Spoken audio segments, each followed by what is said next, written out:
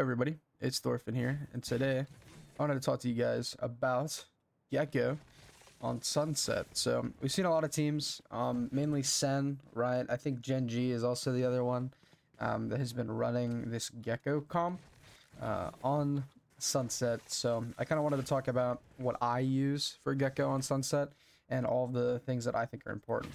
The first thing is the most important one is this mosh pit.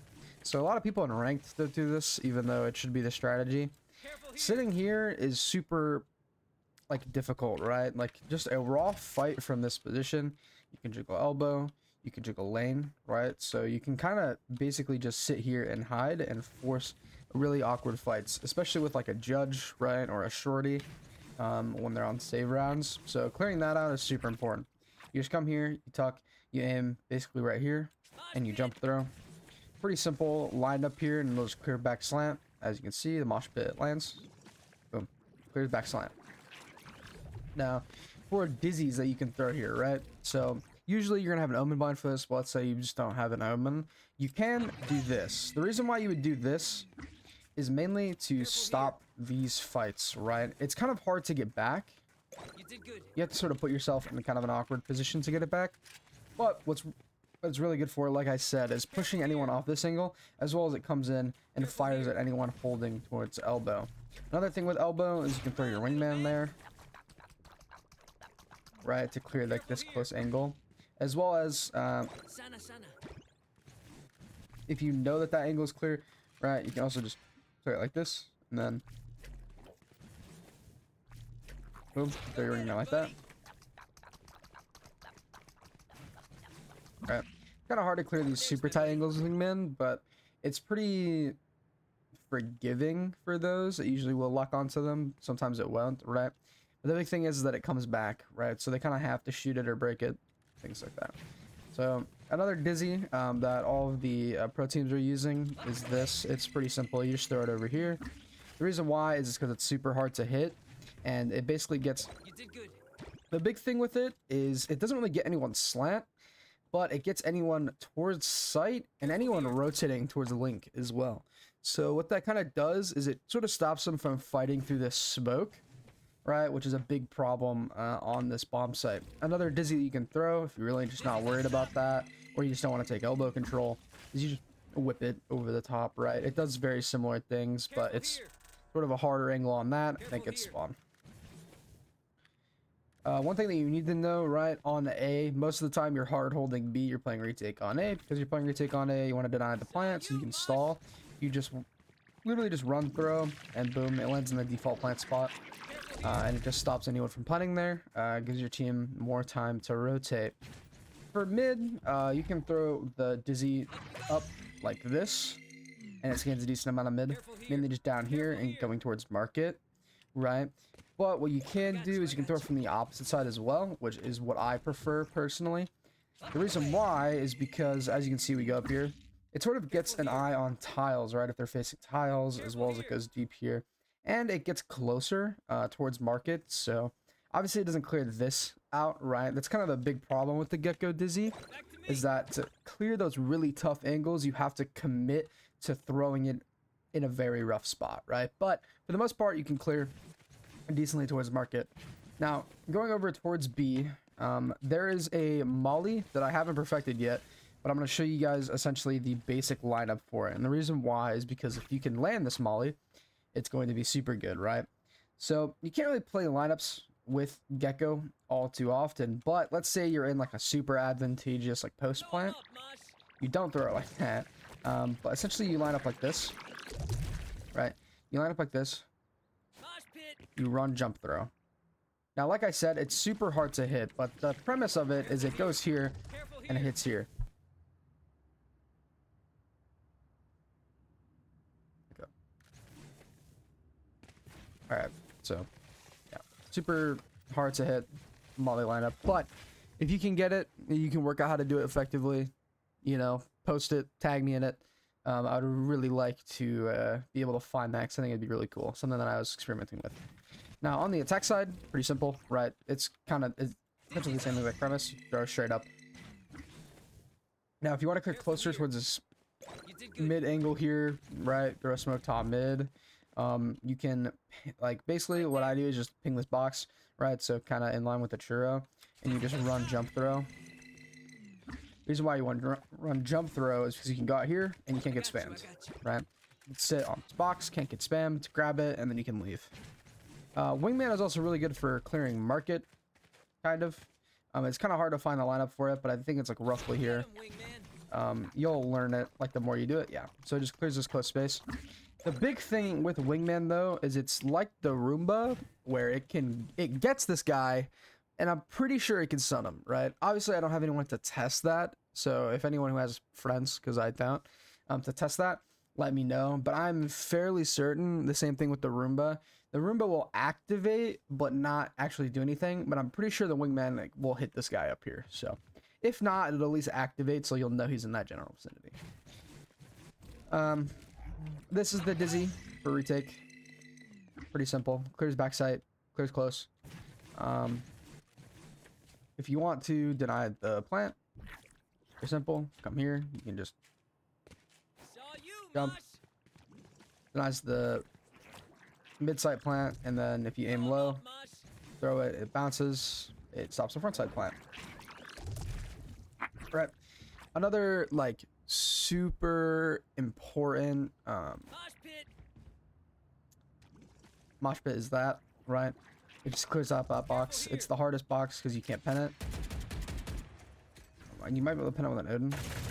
No, you can't pen it with an Odin. So yeah, like, it's just super annoying, right? They can just sit here indefinitely, so you just have to use util to flush them out, or you just run at them. Personally, I like to use util. It's a lot easier. Yeah, let's get started. Also, hold on, I'm gonna test this because I'm kind of curious.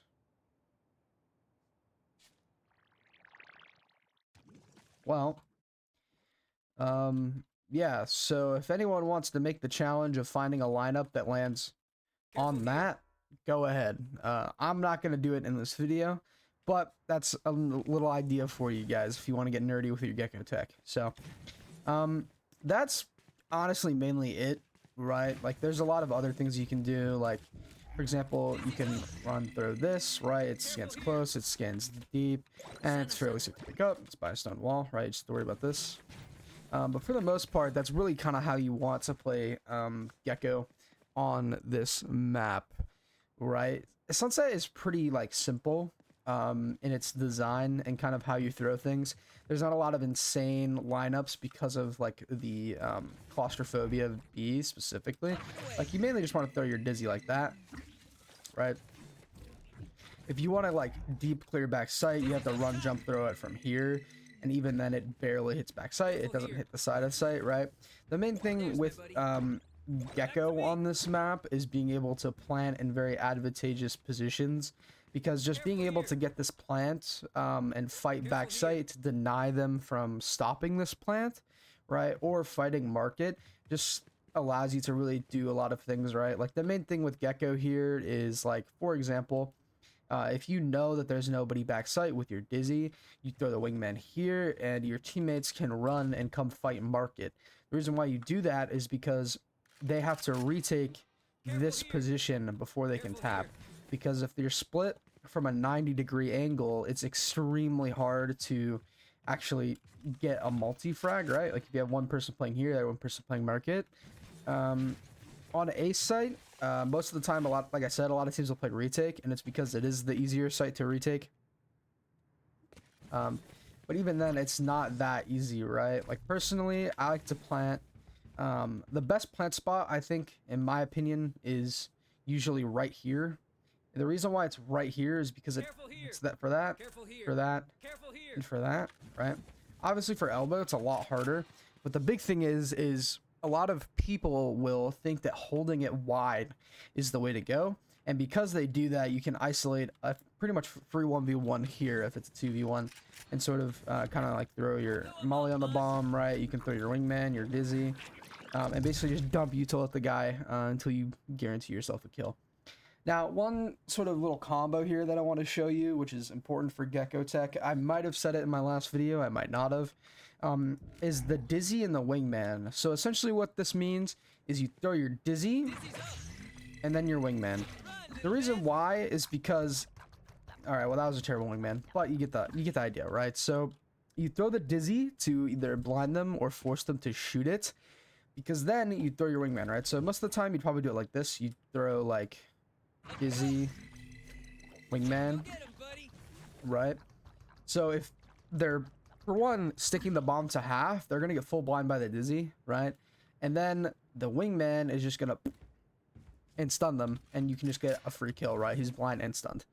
Now, obviously, one thing that you need to prioritize is picking your util up for the post plant and using it in the correct situation. Don't just throw it out to stall, because Gekko's utility is super annoying. All of it is shooting, and because all of it has to be shot, right, it can really disrupt crosshair placement and be a just annoyance to people on retake and grant you a extremely easy fights as well as extremely easy 1v1s. It's very hard to lose a 1v1 if you have full Gekko util. I'm gonna show you guys my pathing for Gekko ult because I think that's important. So the big thing here, right, is a lot of people think that you want to go elbow with the Thrash, and yeah, that is 100% something you can do. But personally, I prefer going a link. The reason why I prefer going a link is because you can hop it around this corner, right? And you just keep hopping. Right? And you get all the way towards spawn. The reason why I like doing that is because you can hop and strafe to here behind slant if you're getting shot at, right? No one really knows this, but like, if you can, no one really uses this like kind of idea, but if you can get your Thrash into cover while it's getting shot and deny it getting broken, it can just sit here and be a threat, right? You can also call for your teammates to throw util to grant a better, like a more advantageous Thrash detain, right? So if I can get here with my ults, call for a breach flash through the wall, breach flash goes off, and then I pop out, the guy's just not going to be able to shoot me, right? Especially because he's backpedaling to get off the site and to stop this. As well as if he's right here, he's not going to get it. He has to swing out like this, which already, if my teammates are scaling elbow, the main thing is to sort of pincer them, right? So your teammates scale up elbow because it's just a lot easier to break the Thrash, unless someone's following it, obviously. But it's a lot easier to break the Thrash here, right? Because you can just come here and just, and then boom, run away. Than it is to break it through this, because you're getting pinched from players, right? As well as this is like the spam location, and a lot of your teammates are gonna just get spammed through a smoke, or people will pop out through a smoke, right? So instead of sending your teammates there, you send your teammates elbow and your Thrash towards Link, because your Thrash can detain this guy, if you didn't know. So like if you look at like the detainment, it can detain that guy. You just jump here and then boom, it detains him. So yeah, it's just a lot better in my opinion. You can go elbow with it, but personally I like going A-Link. Now for retake, it's kind of the same premise. You can come here in this box. And you always, I fucked that up, but you know what I'm talking about. You always go behind here, right?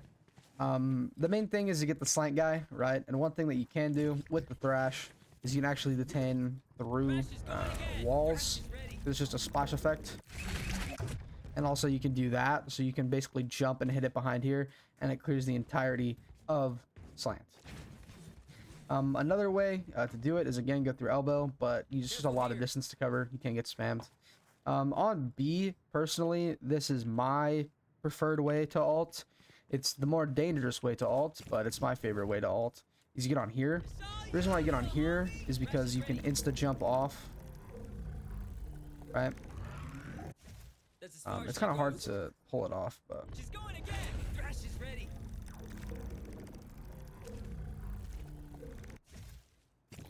hold on. I'm gonna.